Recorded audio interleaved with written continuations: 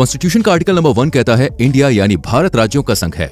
सोचिए इस लाइन से ये इंडिया शब्द हटा दिया जाए तो अजीब लग रहा ना, लेकिन ऐसा होने वाला है। जी हाँ, बीजेपी सरकार जो 2021 से लेकर 2023 तक 105 अमेंडमेंट्स कर चुकी है, जो अब तक अनगिनत शहरों के चीजों के नाम बदल चुकी है, वो अब किसी जगह किसी चीज या स्थान का नहीं बल्कि पूरे देश का नाम बदलने वाली है। अब देश का नाम होगा सिर्फ भारत। लेकिन सोचने वाली बात यह है कि ऐसा क्यों? क्या बीजेपी को 2024 के चुनाव में हार का डर सता रहा है, या विपक्ष के एकजुट होने से बीजेपी की सांसें चढ़ गई हैं? चलिए जानते हैं, साथ ही ये भी समझते हैं कि हमारे देश का नाम भारत या इंडिया कैसे पड़ा।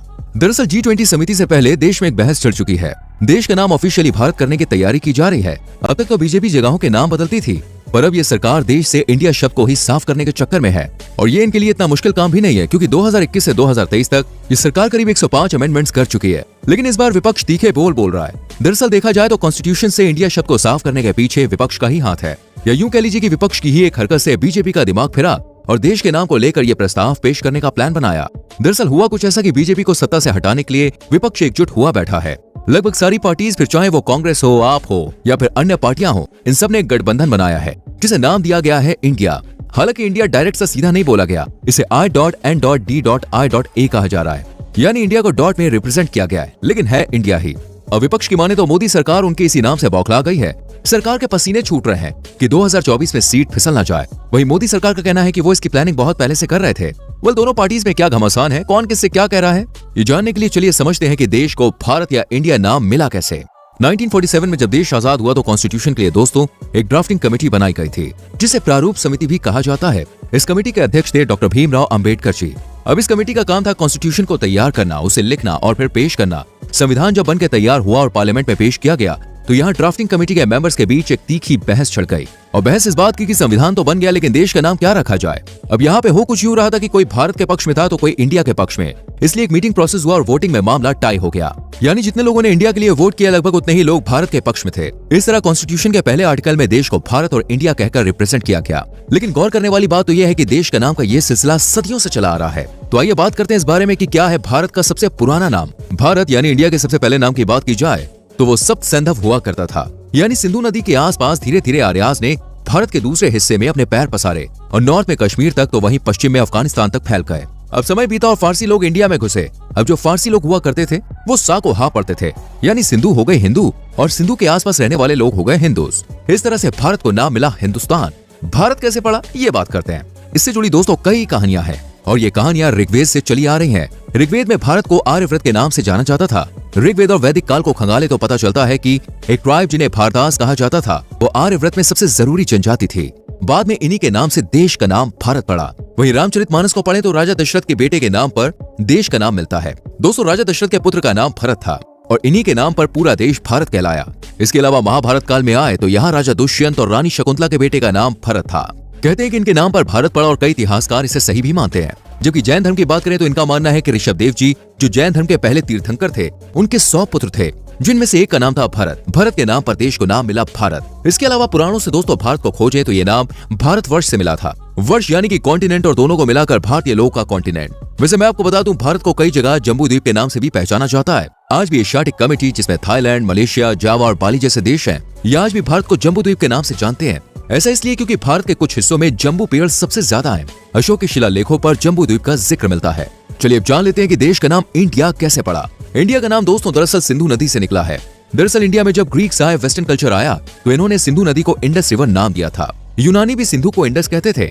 बाद में इसी इंडस से देश को नया नाम मिला और वो था इंडिया, जो कि आज तक चल रहा है। लेकिन अब लगता है कि दोस्तों इंडिया शब्द संविधान से हटा दिया जाएगा।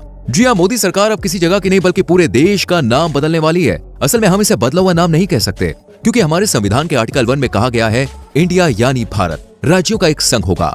यानी हमारा संविधान भी देश का नाम इंडिया और भारत बताता है। लेकिन अब मोदी सरकार करने वाली ये है कि संविधान से इंडिया जो शब्द है इसे साफ कर देगी, फिर रह जाएगा सिर्फ भारत। दरअसल 18 से 22 सितंबर के लगभग विशेष सत्र शुरू हो रहा है।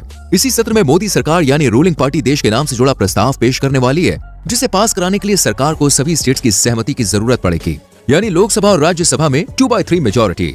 अब क्योंकि लोकसभा में बीजेपी की 301 सीटें हैं तो यहाँ काम हो जाएगा।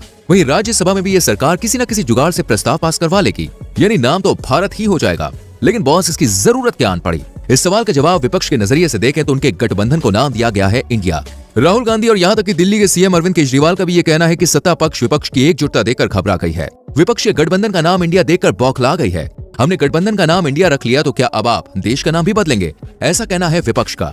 आपके सांसद संजय सिंह ने तो इसे नोटबंदी से कनेक्ट कर दिया।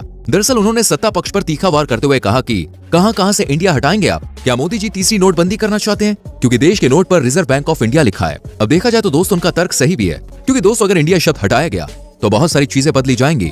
इंडियन पैनल कोड हो जाएगा Bharat panel code, reserve bank of India हो जाएगी reserve bank of Bharat, Indian administrative service हो जाएगी भारत एडमिनिस्ट्रेटिव सर्विस। और नोट पर से अगर इंडिया हटाया गया तो बेशक आम जनता को बहुत परेशानी होगी।